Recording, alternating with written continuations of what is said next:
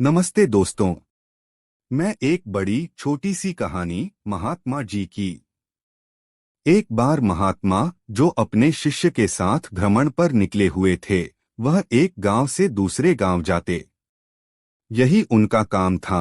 भ्रमण पर निकले हुए थे, जहां रुक जाते थे, शाम में वहां प्रवचन करते थे, उससे ज्यादा बात नहीं करते और उन्हें शांत रहना पसंद था।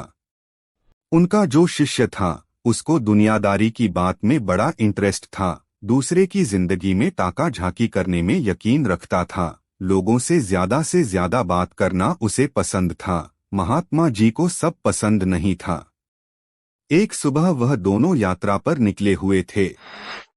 एक नदी के किनारे से जा रहे थे। उन्होंने देखा कि एक मछुआरा जो मछली पकड़ रहा था। गुरुजी तो चुपचाप निकल गए, शिष्य को रहा नहीं गया। वह दौड़कर मछुआरे के पास गया और अहिंसा का उपदेश देना शुरू किया कि तुम्हें हिंसा नहीं करनी चाहिए, तुम गलत काम कर रहे हो। बहुत समझाने पर भी मछुआरे ने कुछ भी नहीं कहा।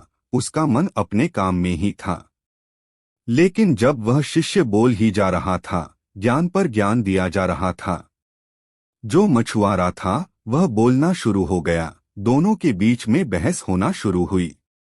मछुआरा ने कहा, यह मेरा काम है, मुझे अपना काम करने दो, तुम क्यों बीच में आ रहे हो। धीरे धीरे बहस होने लगी। महात्मा जी ने पीछे पलट करके देखा। उन्हें शिष्य की आदत का पता था। शिष्य का हाथ पकड़ा और खींचकर वहां से लेकर गए। उसको समझाने लगे कि तुम क्यों लोगों से उलझते हो। शिष्य ने कहा, देखा नहीं आपने गुरुजी, वो गलत काम कर रहा है, मैं उसको शिक्षा दे रहा हूँ कि हिंसा नहीं करनी चाहिए, अहिंसा का रास्ता अपनाओ। गुरुजी ने कहा, तुम उसे क्यों शिक्षा दे रहे हो, तुम क्यों उसके पीछे पड़े हो। तभी शिष्य ने कहा, क्यों, मुझे समझाना पड़ेगा, वरना उसे कोई दंड नहीं देगा। यहाँ के महाराजाओं ने भी कोई प्रावधान नहीं रखा है, ऐसे लोगों को दंड मिले। गुरुजी ने कहा, यहाँ कोई किसी को दंड नहीं देगा, दंड तो वह देगा जिसको देना है, तुम्हें दंड देने की जरूरत नहीं है, तुम्हें ज्यादा सोचने की भी जरूरत नहीं है। शिष्य ने कहा, वह क्या दंड देगा। गुरुजी ने कहा, बस समय आने पर वह अपना फैसला सुना देता है। हमें इस बछड़े में पड़ने की जरूरत नहीं है, हमें झगड़ा करने की जरूरत नहीं है।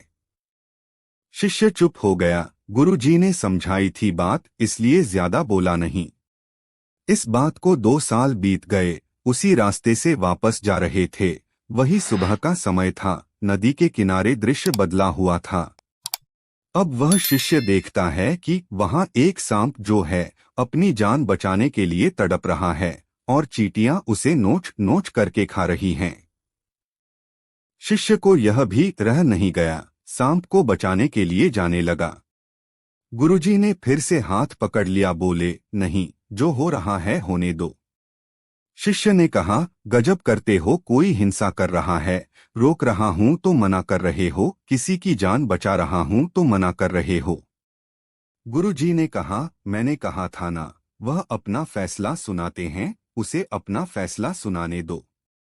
गुरुजी ने कहा, आपको याद है 2 साल पहले यहीं से तो निकले थे। यह जो सांप है, मछुआरा था, जो मछलियां पकड़ रहा था, वह मछलियां चींटियां बन चुकी हैं। मछुआरा मरने के बाद अगले जन्म में सांप बन चुका है। वह अपनी करनी का फल भोग रहा है, तो उसे मत रोको, और अगर रोकोगे तो उसे फिर से जन्म लेना पड़ेगा, यह कर्मों का फल भोगने के लिए। यह ऊपर वाले का न्याय है। बहुत छोटी सी कहानी जिसका सारांश यह कहता है कि अच्छा कर्म करेंगे अच्छा होता चला जाएगा, बुरा कर्म करेंगे बुरा होता चला जाएगा। याद रखिए, आगे पीछे दाएं बाएं देखने की बात नहीं है, ऊपर वाले को भी देखने की बात है, क्योंकि वह सब कुछ देख रहा है और जब उसका फैसला आता है तो फिर कोई कुछ कर नहीं पाता है। तो दोस्तों, यदि आप भी अच्छे कार्य करते हो तो लाइक और कमेंट जरूर करें।